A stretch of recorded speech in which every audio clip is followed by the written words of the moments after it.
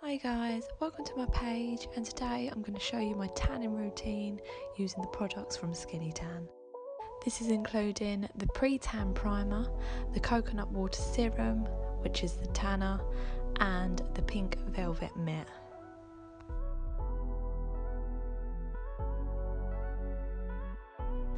So step 1, shave and exfoliate. This is very self-explanatory, but to achieve thorough exfoliation, use the Skinny Tan primer. Prepping the skin is super important to achieve longer lasting results. I tend to use Vaseline or a moisturiser on the elbows, knees and ankles. This helps prevent the tanner from absorbing too much in these areas. Also, don't moisturise on the day of applying your fake tan. This will block the tanner from fully covering the skin evenly. Step 2, applying the tanner.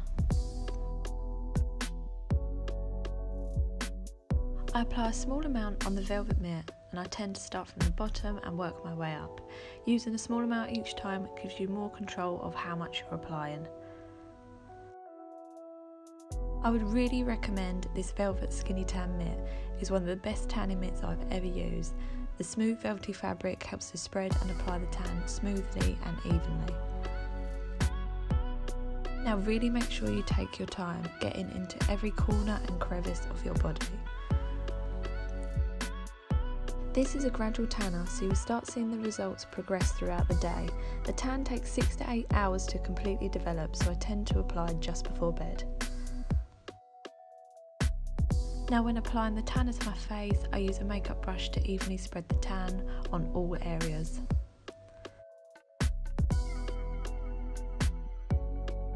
So here we have the results 8 hours later, and this is after showering and removing any excess tanner. It's such an easy product to use and apply with amazing long-lasting results of up to 7 days.